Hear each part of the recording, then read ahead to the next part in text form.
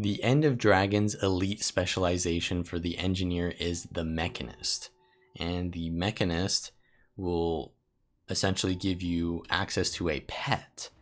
And the Jade Mech is a really cool pet. It has a lot of cool animations and it does quite a bit of damage. And the trade-off to this is that you lose access to your tool belt skills, and that's quite a bit of a trade-off because a lot of your tool belt skills will give you stun breaks. So your elixir gun, you had it on the slick shoes.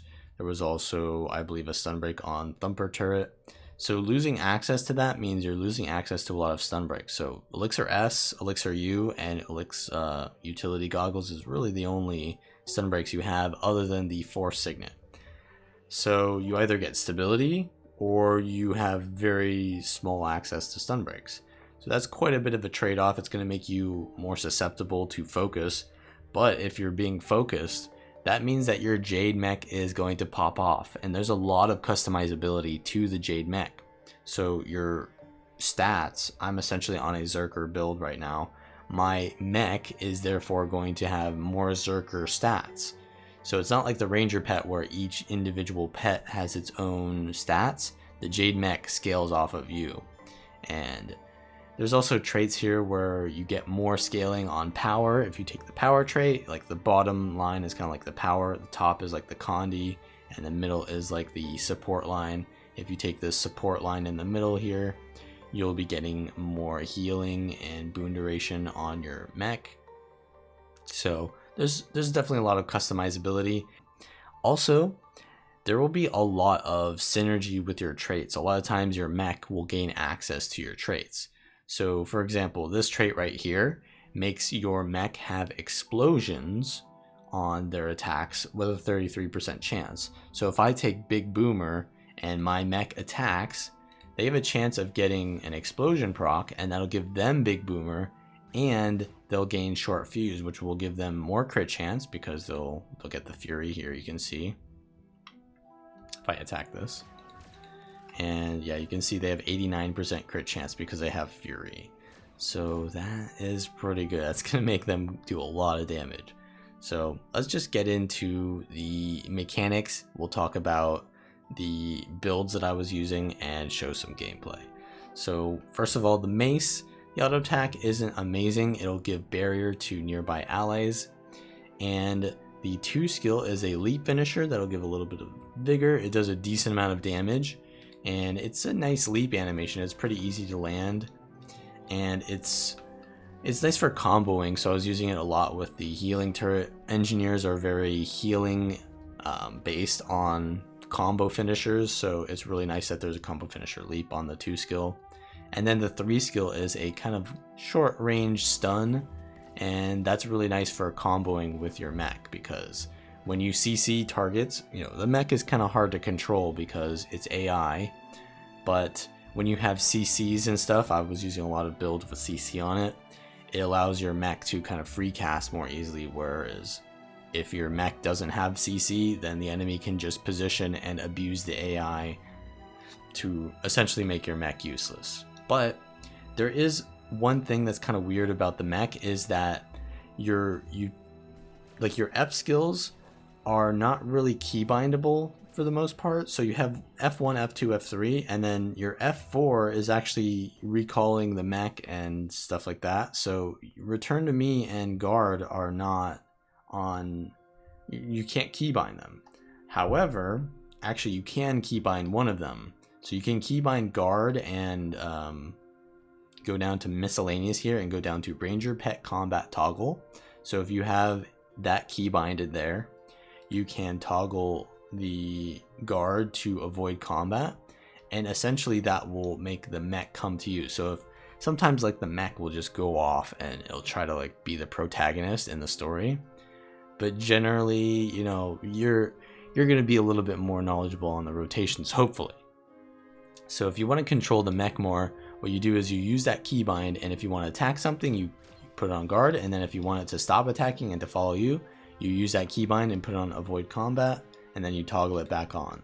Obviously, it's not ideal to have that. You'd rather have like a return to me option so you don't have to press the button twice. but there's still potential for you to control it, even though a lot of people have been complaining about the controls. So hopefully they'll add a lot more options here. But that's how kind of like the mech works. The F1 skill, it will change with your first set of traits here. Your F2 skill will change with your second set of traits here, and your F3 will change with your third set of traits here. So obviously you're thinking, wow, that's pretty strong, but can't you just kill the mech? Well, yeah, the mech does have a break bar on it, which means it's immune to blind, it's immune to weakness, it's immune to any kind of those debilitating conditions, but it will take break bar damage. And once the break bar is broken, it will be stunned for 5 seconds, and it will be very vulnerable to dying. It also dies the conditions very easily because there's not many ways to cleanse it, except for I've taken, elixir gun, and I've also taken the healing turret on this specific build, which can help to heal my mech. And yeah, the mech, as you can see here, has like 46,000 health, and I'm not taking any stats to give it more health there. And if they do kill the mech, you have access to the elite skill, Overclock Signet, which is going to just revive your mech. So if your mech dies, it goes on like a 90-second cooldown, but you can just use your elite skill and that'll revive it. And then while your mech is still out, your elite skill will be recharging.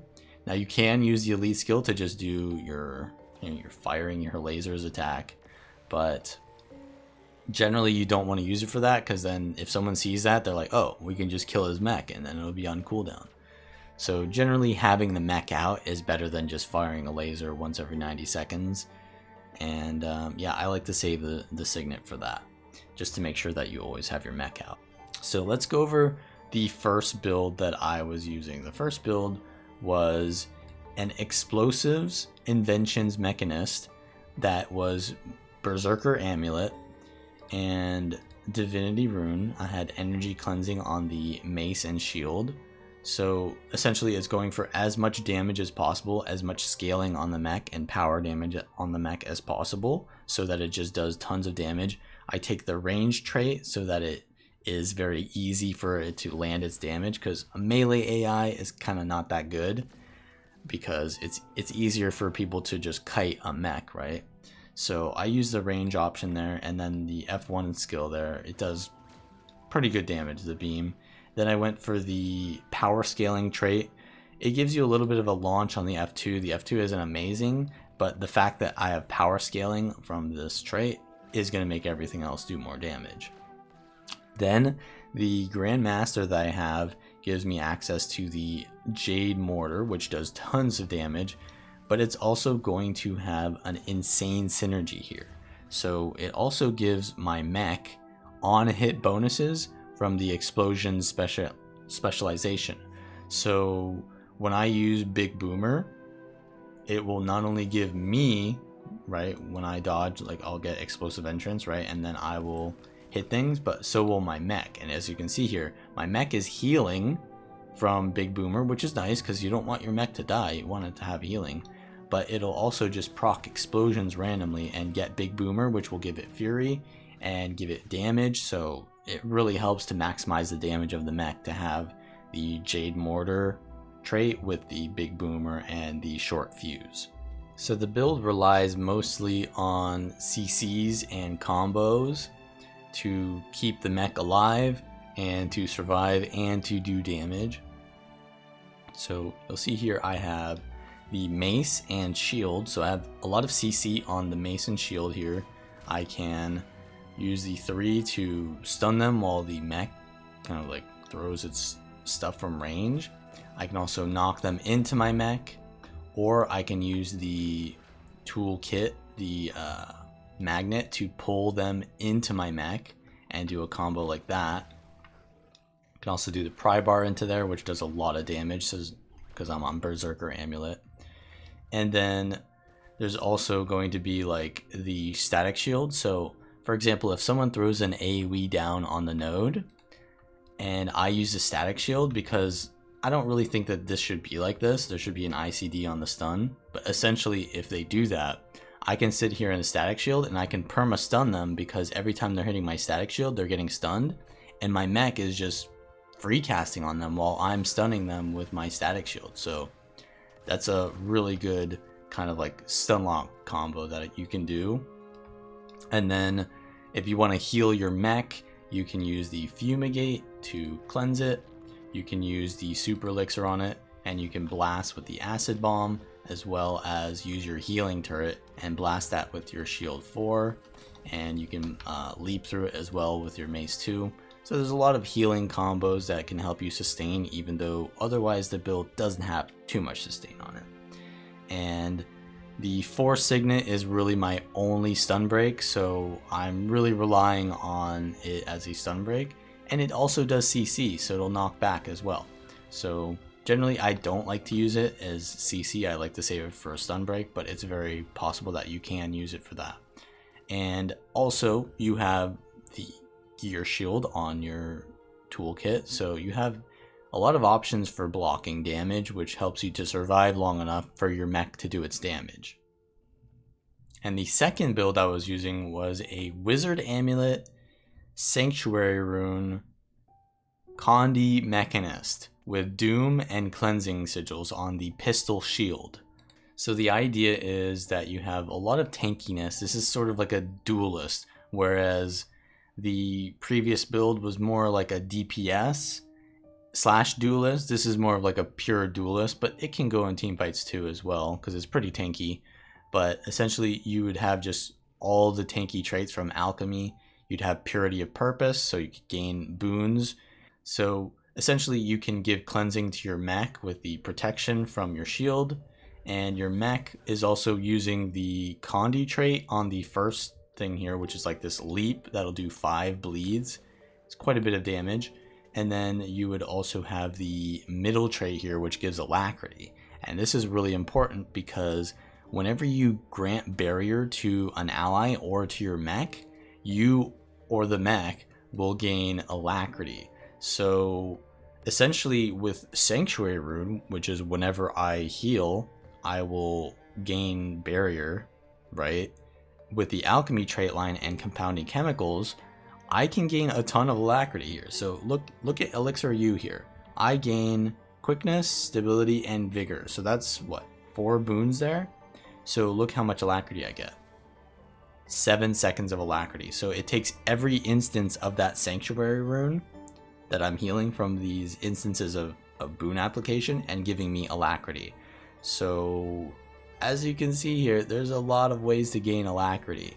So you can essentially get permanent alacrity here. You can use the 4 skill in Flamethrower and the 2 skill, give yourself alacrity that way.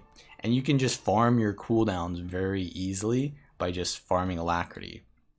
So you have access to a lot of these skills, and you have the Grandmaster that gives you the Signet effectiveness increase, and the Overclock Signet reduces the recharge of all your Signets while it's active, and you also have the ability that your Signets still retain their passives while they're on cooldown.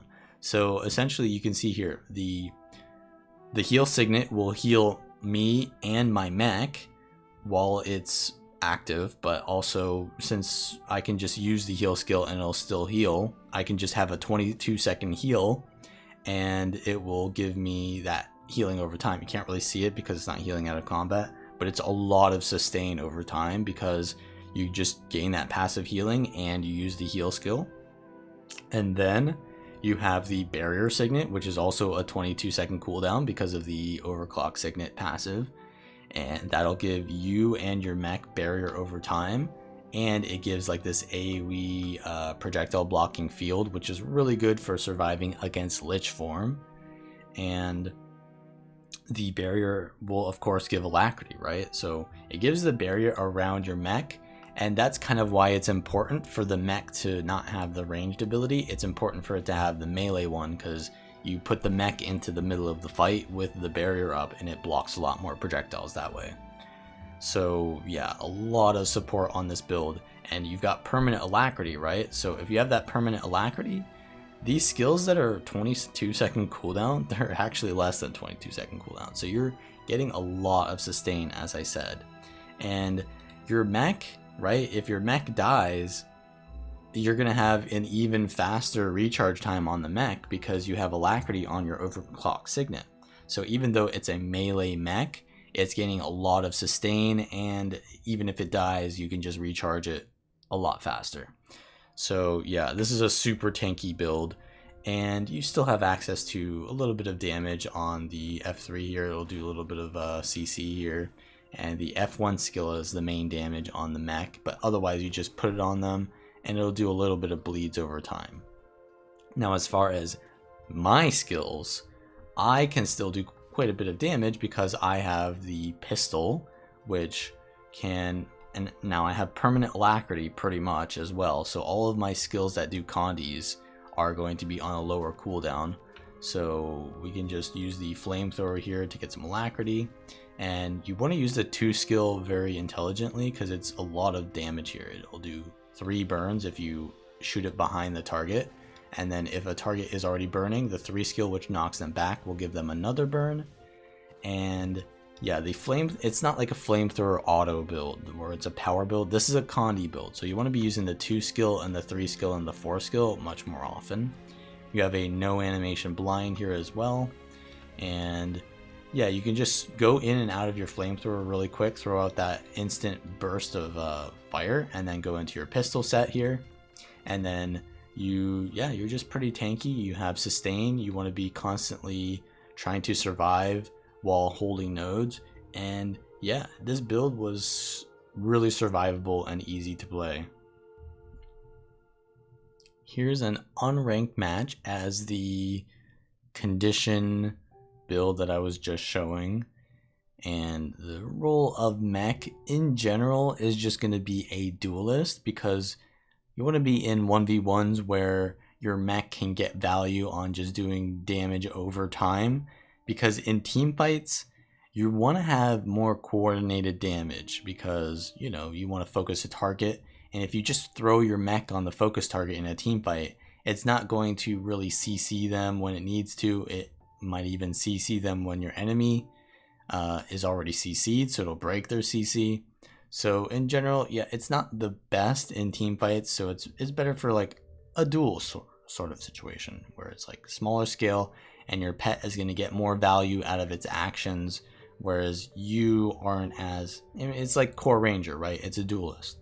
So in this sort of 1v2 situation, I'm actually getting the thief down here just using the flamethrower 2, which has such a low cooldown because I have permanent alacrity, by the way. And yeah, using that flamethrower 2 with permanent alacrity just gets so much damage out. And yeah, I can just swap between using that, and I can use the pistol 2 and 3 for damage. And meanwhile, I'm just tanking up, keeping my mech alive, making sure that the mech does its stuff, and it just does not really care. It just kills whatever. So we're gonna get multiple kills here at the far node, and we're gonna just try to hold this, because if I try to rotate, we know that the enemy team is respawning here anyways, so I'm just gonna sit here and try to hold this node. Now the potential of killing the beast is there, but yeah, I see that there's someone coming from the node, and that's not worth losing the node for. So I'm actually going to be in a 1v2 here, it looks like. I'm going to precast the fire and maybe try to get some alacrity here. But yeah, they're throwing nades, so this is a nade mech. I didn't really like the nade mech too much, but if you look at the map, my mech is actually trying to contest beast. So, I mean, it's kind of unfortunate that we're in this unranked match, because I've always got my teammates going for beast. Like, why do I have these bots on my team constantly going for beast? I don't understand that. Like, even my mech is doing it. What is up with that? But anyways, the mech is going to come back because I realized that, and I told it to come back and fight this other mechanist. But it's coming back in soon. It'll be here eventually, soon. But I'll use my heal skill here probably because I'm getting kind of low. And as I said before, the heal skill, you can just use that, and with permanent alacrity, that 22-second cooldown heal skill is more like a 15-second cooldown. So yeah, there's so much sustain on this build. Now my team comes into far to kill this Mechanist while they kill the beast. Not the best, but you know, this is where I'm going to be either way because I don't really have a lot of mobility. You know, the only mobility I really have is the just the movement speed, right, from the invention straight line. There is a signet that you can use that ports you, but it's a cast time port. It's not like a Ellie or a Mesmer port where it's just instant. It's a cast time port, so it's really not as good as you think it is. It is kind of cool though that you do have the ability to port on engineer now, but yeah, I really wouldn't use that port. So, and especially as a duelist, right? Ports are not that useful as a duelist because you want to just stand on the node usually. So I am going to be in a 1v2 here. I'm going to try to hold the node here, but I get CC'd. I'm going to have to use my barrier signet to block projectiles, and I get a really nice knockback into the burn there. But yeah, they're going to cleanse. I use probably my healing signet very soon. Oh, my Dragon Hunter comes in and does a really big CC, and I land my Flamethrower 2 into that. And remember, this is Wizard Amulet, so my mech isn't getting too much power damage, but generally the mech does a lot of power damage anyways, so that's kind of why I have Wizard Amulet on this build, is because, you know, it wants to do Condi damage, but it's going to do power damage anyway. So if I took Rabid, it would probably not be worth it. But anyways, I'm going to actually kill their mech here with my Flamethrower because they don't have a lot of condition cleanse. And mind you, my mech also, so I have the ability to, whenever I cleanse conditions, I grant a boon, right? Instead of just cleansing it, I convert it into a boon. And my mech's F2 is going to convert essentially Condis into boons, right? Because the F2 is a cleanse. So that's pretty interesting because that'll essentially give protection. So yeah. No, it also, wait, so the F2 gives protection already, and it cleanses boons, and since protection cleanses boons, it actually cleanses more. So wait, that's insane. I didn't even think about that. Yeah, that's pretty insane synergy. The F2 ability with the Alacrity trait, yeah, that's giving out quite a bit of sustain there. So yeah, this build is really tanky, but I am getting chased pretty hard here, and my heal skill is coming off cooldown. It's a pretty low cooldown. I got the barrier, but my mech is kind of not where I am, so I don't really get the benefit of that projectile block, and I get 3v1'd. But that does mean that our team has the map around the rest of the parts for free. So I'm going to respawn here and see what my team is doing at home, maybe, or I'll just procedurally push into far because that's what I am programmed to do and what I will program my bot to do. Just gotta make sure that the calibration is right and get the trajectory into far, and then we can get to the place that we want to get to. So their Mechanist is here defending. They've got nades, but the nades don't really do that much damage, so I'm going to be using my Flamethrower here to try to CC them and try to get the decap. I throw my Flamethrower 2 in there and it gets a lot of burning there. You see that 4 stack of burn? It already did like 3k damage. I get a nice interrupt on their heal skill here with my shield 5, but yeah, I'm getting their Spectres using their Shadowfall there. So I'm going to try to jump up this ledge here and just survive. Yeah, they've got their mech on me, so I'm just playing very safe here, letting my mech hold the node. They don't actually contest the node, but you know, it's as long as they are attacking my mech, they don't kill me, and I can just use my mech revive skill. And you can see here my Ellie wants me to like do something. They target me or something. I don't know why, because there's 3 people here on the node and they instantly died. So I'm gonna back up again and resummon my mech probably. I use my heal skill. Yeah, I'm gonna need to kite here. I'm going to use the knockback there and go back to the kite spot here. I use the barrier, and that's kind of interesting. When my mech isn't out, the barrier is actually on myself. So that's kind of interesting. But yeah, I'm going to need to summon the mech now, so I'm going to have to use my elite skill very soon, hopefully. I'm just kind of waiting for the enemy to leave, because if if I don't wait till they leave, they can just kill my mech again, and then it's going to be on a longer cooldown. So I think I'm waiting for the... Yeah, here it is. Probably. Wow, I actually really waited a long time to summon my mech here. But maybe I don't need it.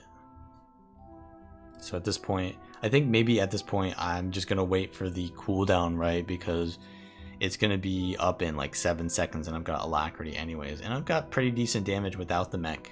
So yeah, we're gonna summon it here. Getting CC'd a lot. Now I'm going to summon the mech. And now we're going to be cooking with gas. So at this point, I mean, we've already got a kill here. Their mech is just going to respawn. And look, the map is now flipped in our favor. So all I need to do is just hold this node. Our team is... Oh, they rallied. That's pretty good. But our team is, you know, they're pretty volatile. Let's just put it that way. They're volatile. It can go either way. So I'm going to come in here, secure these kills while watching respawns. I see there's another respawn crossing beach, so I tell my team to go home. And I'll hold far. And we just need to hold these nodes and we can make this comeback. So... yeah, I could use my elite skill here and use the beam, because at this point in the match, I guess they could kill my mech still, so maybe I'd still save my elite skill for that. But yeah, I probably could have used my elite skill a lot earlier in this match. And since we get that kill there, I'm going to actually go for the chieftain and see if we can potentially, you know, win through beast, because if they go for the other beast, then they win. So I have to make plays, or they're going to make plays, right? So we get down quite a bit of burns here. They're ticking for 2k, and I see their thief is coming in for the steal, but they don't land it, and we're able to now even up the score and come into far. Now at this point though, they've got a 2 cap, so they're going to be ahead of us, so we really need to get a kill on this thief to win the game. We actually get them down, and we need to cleave this out quickly.